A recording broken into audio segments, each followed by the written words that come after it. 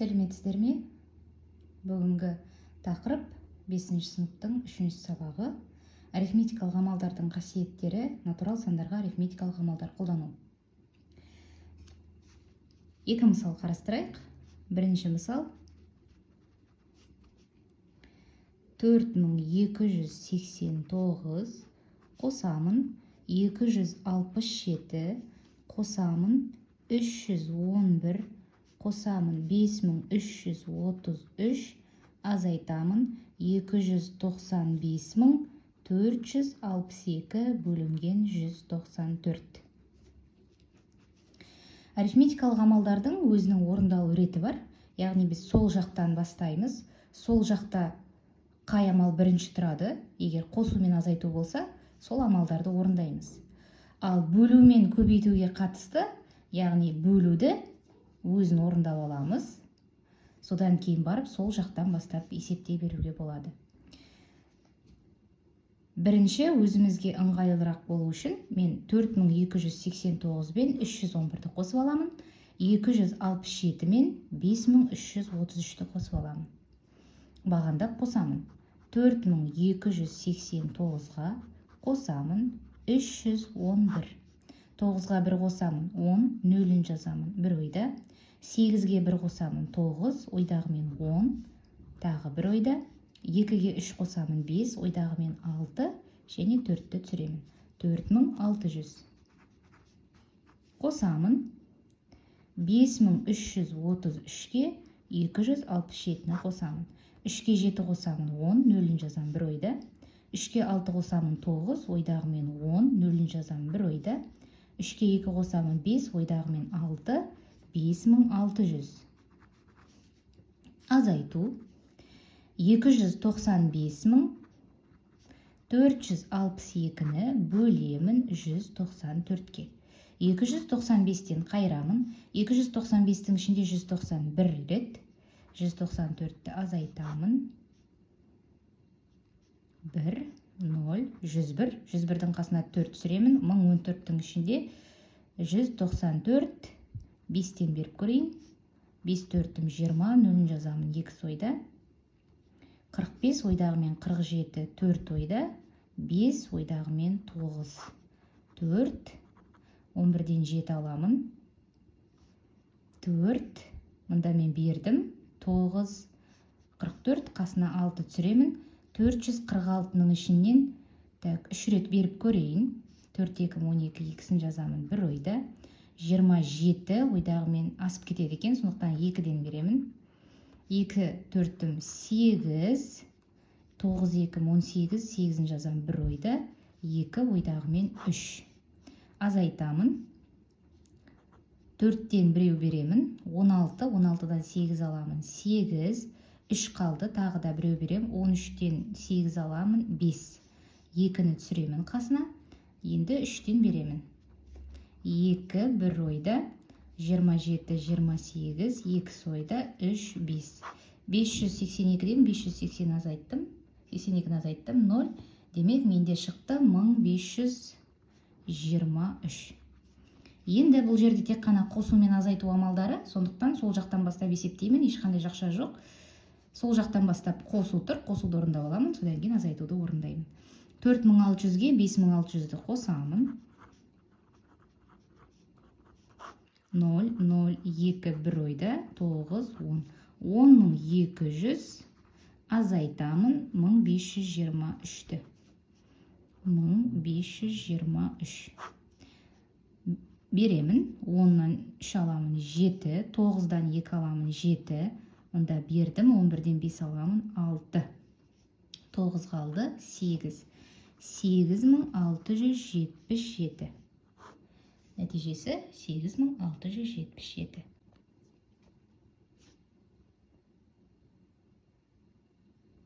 Жалғастырамыз. Екінші мысал. 400.322 бөлінген. Жақшаның ішінде 306 азайту 122, 133. Азайтамын. 476.684 бөлу 206 қосу 906. Бұл есепті мен бағандап шығарып көрсетемін сіздерге, амалдап шығарып көрсетемін. Бірінші амал жақшаның ішін орындап аламын, азайтуды. Екінші амал 400.322-ні жақшаның ішінде шыққан айырманың мәніне бөлемін. Үшінші амал бөлуді орындаймын тағы да. Төртіншісі айырма және соңғы шыққан нәтижеге 906-ны қосамын. Екінші мысалды амалдап көрсетейін. Бірінші жақшаның ішін орындаймыз. 306-дан азайтамын 133-ті. Бағандап азайтып көрсетемін. 306 азайту 133. 6-дан 3 аламын 3, 0-ге 1 беремін 10, 10-нан 3 аламын 7, 3-тің біреуін алып кеттік, 2 қалды, 2-ден 1 аламын 1. 173 шықты. Екінші амал. Яғни 400.322-ні бөлемін 173-ке. 400.322 бөлінген 173. 400-ден қайрамын, 2-ден беремін, 2-3-ім 6, 2-7-ім 14, 4-ін жазамын 1 ойда, 2-1-ім 2, ойдағы мен 3. 4, 5, 54 қалды, қасына 3-ті түсіремін, 543-тің ішінен 3 рет беріп көрейін. 9, 1, 2 ойда, 519. 543-тен 519-ды азайтамын. 13-тен 9 аламын 4, 3-тен 1 аламын 2, қасына 2 түсіремін, 1-ден беремін 173-ті. 242-ден 173-ті азайтамын. 12-ден 3 аламын 9, 13-тен 7 аламын 6, қасына 2 түсіремін, 692-нің ішінде 4-тен беріп көремін, 4-3-ім 12, 2-сін жазамын 1 ойда, 4-7-ім 28, ойдағы мен 29, 2 ойда, 4-1-ім 4, ойдағы мен 6. Сонда бөлген кезде 2314 шықты. Екінші амалды орындадық. Енді үшінші амал. 476.684-ті бөлемін 206-ға. Бағандап бөлеміз. 476.684-ті бөлемін 206-ға. 476-ның ішінде 2-ден беремін. 2, 1 ойда. 412, 4, 6, 6. 3-тен беремін. 8. 8. Мұнда біреуін бердім. 3 қалды. 3-тен 1 аламын 2. Қасына 8-ді түсіремін. 1-ден беремін. 288-ден 206-ны азайтамын. 82 шығады. Қасына 4-ті түсіремін. 4-тен беремін. 6, 4-ім 24. 824-тен 824-ті азайтамын. 2314 шықты. Енді қараңыздар. Екінші амал ол 2314 еді. Үшінші амалдан да 2314 шықты. Төртінші амал азайту болатын. Яғни екінші амалдан үшінші амалды азайтамыз. 2314-тен азайтамын 2314-ті. 0 шығады. Демек 5-ші амалымыз ол 4-ші амалға 5-ші амалды қосам деген сөз. 906-ны қосам деген сөз. Сонда 0-ге қосамын 906, тең болады 906.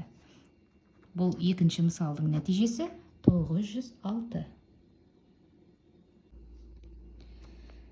Екі мысалды қарастырып болдық. Енді оқулық бойынша номері 41-ші есепті қарастырайық.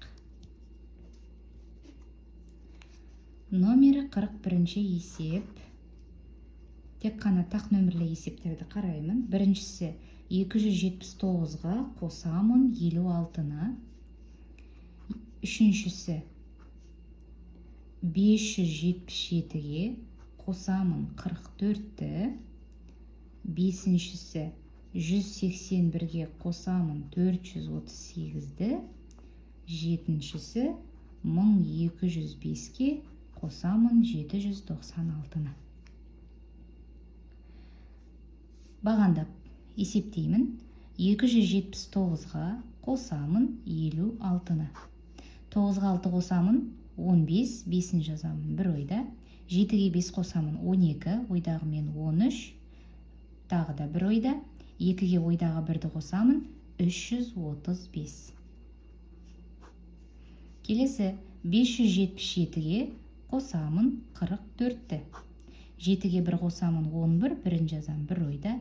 7-ге 4 қосамын 11, ойдағы мен 12, тағы да 1-ін ойға аламыз. 5-ге ойдағы 1-ді қосамыз, 621. Келесі 181-ге қосамын 438-ді. Қосқан кезде де, азайтқан кезде де жалпы разрядтардың, сәйкес разрядтардың астына жазылуын мұқият қараймыз.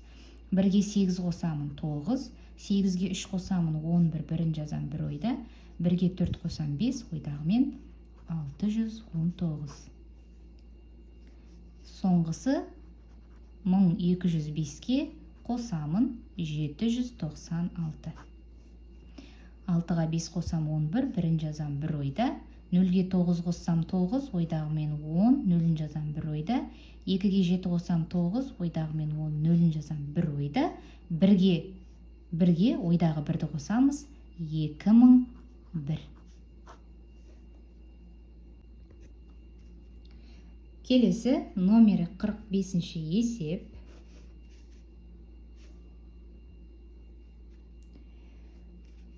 Біріншісі, жақшаның ішінде 127 қосу 89, көбейтемін 305, азайтамын 42993. Амалдап орындаймыз. Бірінші амал, жақшаның ішіндегі қосындыны орындаймыз. Екінші амал, осы жақшаның ішінен шыққан нәтижені 305-ке көбейтемін. Және үшінші амал, көбейтіндіден кейінгі нәтижеден 42993-ті азайтамын. Бірінші, 127-ге қосамын 89-ды. Тағы да мен сіздерге бағандап есептеп көрсетіп отырамын. Ұмытпаймыз, бірліктің астына бірлік, ондықтың астына ондық, жүздіктің астына жүздік жазылу керек. Егер жүздігі болмаса, шатаспау үшін 0 жазып қоюларыңызға болады, болмаса осылай қалдыруға да болады. 7-ге 9 қосамын 16, 6-сын жазамын 1 ойда. 2-ге 8 қосамын 10, ойдағы мен 11, бірін жазам 1 ойда. 1 ойдағы мен 2, 216. Екінші амалымыз, осы 216-ны 305-ке көбейтеміз. Көбейтемін 305. 5 6 30, 0-ін жазамын 3 ойда. 5 1 5, ойдағы мен 8, 5 2 10, 0-ді барлығына көбейтсем 0 шығады. 3 8-ім 18, мен 2-ге солға қарай 2 орынға жылжимын. Себебі мына жерде 0-ге көбейткенімізді ескеруіміз керек. Сондықтан 8 1 ойда, 3 1 3, ойдағы мен 4, 3 2 6. Қосамын 0 8 8 5 6. 65880. Үшінші амал, 65880-нен азайтамын 42993-ті. 42993.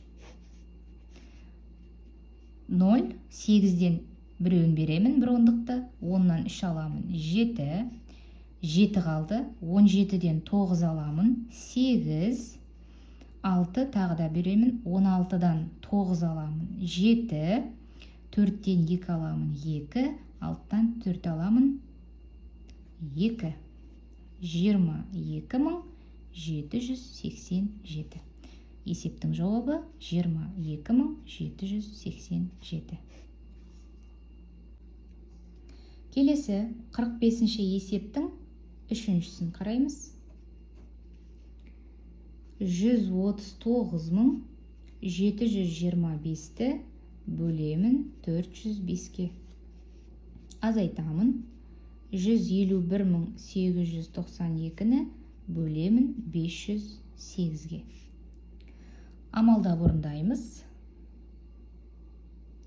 Бірінші амал бөлу амалы, екінші амал бөлу амалы, үшіншісі осы бірінші және екінші бөліндіден шыққан нәтижелерді азайту. Біріншісі 139.725-ті бөлемін 405-ке. Екіншісі 151.892-ні бөлемін 508-ге. Бағандап бөлемін.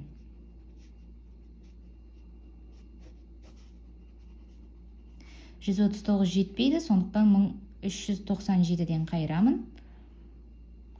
3-тен беріп көрейін. 5 бір ойда. 12, 1215, 2, 8. Екіні қасына түсіремін. 1822-нің ішінде 4-тен беріп көрейін. 4, 5, 20, 0-ін жазам 2 ойда. 16, 2, 0, 2. 5-ті түсіремін. 5-тен беріп көремін. 5, 5, 25, 5-ін жазам 2 ойда. 5-ті 0-ге көбейтсек 0, ойдағы мен 2, және 4, 5, 20. 345 шығады. Келесі 151.892-ні бөлемін 508-ге. 151 емес, 1518-ден қайырамын. 3-тен берсем жетпейді, 2-ден беріп көрейін. 2, 8, 16, 6-сын жазам бір ойда. 2, 1, 10. Азайтамын. 2, 0, 502 қалды. Қасына 9 түсіремін. 5029-дың ішінде 508 неше рет болуы мүмкін? 10 болса, 9-дан беріп көрейін. 9, 8, 72, 2-сін жазамын 7 ойда. 45, 7, 5, 4, қасына 2 түсіремін. Енді ойлаймыз, қандай санды 8-ге көбейткен кезде 2-мен аяқталатын сан шығады. Ол 9-ға көбейткенде 2, 7, тағы да 4572 шығады екен. Сонда 299. Үшінші амалымыз 345-тен азайтамын 299-ды. 345 азайту 299. 15-тен 9 аламын 6, 13-тен 9 аламын 7, 76. Екінші есептің нәтижесі 76. 45-ші есептің 5-шісі 81 көбейту 2423 азайту 1879 бөлу 36. Бірінші амал жақшаның үшін орындаймыз. Екінші амал көбейту, үшінші амал бөлу. Біріншісі 2423-тен азайтамын 1879-ды. 2423 азайту 1879. 13-тен 9 аламын 7. Так, 4. 13-тен 9 алсақ, 11-ден 7 аламын 4. 13-тен 8 алсам 5. Демек 544. Екінші амал 81-ді көбейтемін 544-ке. 81-ге көбейтемін. 4 бірім 4, 4 бірім 4, 5 бірім 5. Қосамын. 8 4-ім 32, 2-сін жазамын 3 ойда. 8 4-ім 32, ойдағы мен 35, 5-сін жазам 3 ойда. 8 5-ім 40, ойдағы мен 43. 6 0 4 4. Яғни 44064 шығады. Үшінші амал 44064-ті бөлемін 36-ға. 44-тен қайырамын, 1-ден беремін. 8 0, 80-нің ішінде 2 рет, 72, 86, 86-нің ішінде тағы да 2 рет, 72, 4, 144-тің ішінде 4 рет. Сонда 1224. 45-ші есептің 5-шісінің жауабы 1224. Келесі 46-ші есепті қарастырамыз. Біріншісі 7 көбейту 65, қосу 7 көбейту 35, қосу 3 көбейту 35, қосу 3 көбейту 55. Бұл жерде тиімді тәсілмен есептейміз. Мен топтастырып алдым. Себебі 7 көбейту 65, 7 көбейту 35, екеуіне де 7 саны көбейтіліп тұр. Келесіде екеуіне де 3 саны көбейтіліп тұр. Демек, мен ортақ көбейткішті жақшаның сыртына шығарамын. 7-ні шығарып жіберемін. Жақшаның ішінде 65 қосу 35 қалады. Қосу 3-ті шығарамын. 35 қосу 55 қалады. Жақшаның ішінде 65-ке 35 қоссақ 100 болады. 7-ні 100-ге көбейтем. Қосу 35-ке 55 қоссам 90. 3 көбейту 90. Біз бұл жерде ауызшада есептей аламыз. 7-ні 100-ге көбейтем. 700, оған қосамын. 3-ті 9-ға көбейтсем 27, ал 3-ті 90-ға көбейтсем 270 деген сөз. 700-ге 270 қосамын. 970 шығады. Келесі үшіншісін қарастырамыз. 37 көбейту 49, қосамын. 37 көбейту 51, қосамын. 63 көбейту 49, қосамын. 51 көбейту 63. Таңдап аламыз. 37 көбейтіліп тұр. Мына жерде 63 көбейтіліп тұр екеуіне де. Яғни біріншісінен 37-ні жақшаның сыртына шығарамын. 37 көбейту 49 қосу 51, қосамын. 63 көбейту 49 қосу 51. 49-ға 51 қоссақ 100 екенін білеміз. 37 көбейту 100, қосамын. 63 көбейту 100. 37-ні 100-ге көбейтсек 3700, оған қосамын. 6300-ді. Демек, бұл жерде 10 мың шығады деген сөз. Келесі 47-ші есепті қарастырамыз. Біріншісі 9 көбейту 2 көбейту 5. Үшіншісі 9 көбейту 25 көбейту 4. Бесіншісі 7 көбейту 4 көбейту 25. Жетіншісі 11 көбейту 2 көбейту 5. Және 9-шысы 21 көбейту 8 көбейту 125. Тағы да тиімді тәсілмен есептейміз. 2 бесім 10 екенін жақсы білеміз. Сондықтан 9-ды 10-ға көбейтемін. 90 болады. 25-ті 4-ке көбейтсек 100 шығады. Демек 9-ды көбейтемін 100-ге. 900. 4-ті 25-ке көбейтсек 100. 7-ні 100-ге көбейтемін. 700. 2 бесім 10. 11-ді 10-ға көбейтемін. 110. 8-ді 125-ке көбейтсек 1000 болады. 21-ді 1000-ға көбейтемін. 21 мың. 48-ші есеп. Біріншісі 32 көбейту 5. Үшіншісі 24 көбейту 5. Бесіншісі 28 көбейту 25. Жетіншісі 125 көбейту 16. 9-шысы 72 көбейту 125. Алдыңғы 47-ші есепте шығарған тиімді тәсілімізді қолданамыз. Ол үшін 32-ні 2 санының көбейтіндісі түрінде жазып алуымыз керек. Яғни 8 көбейту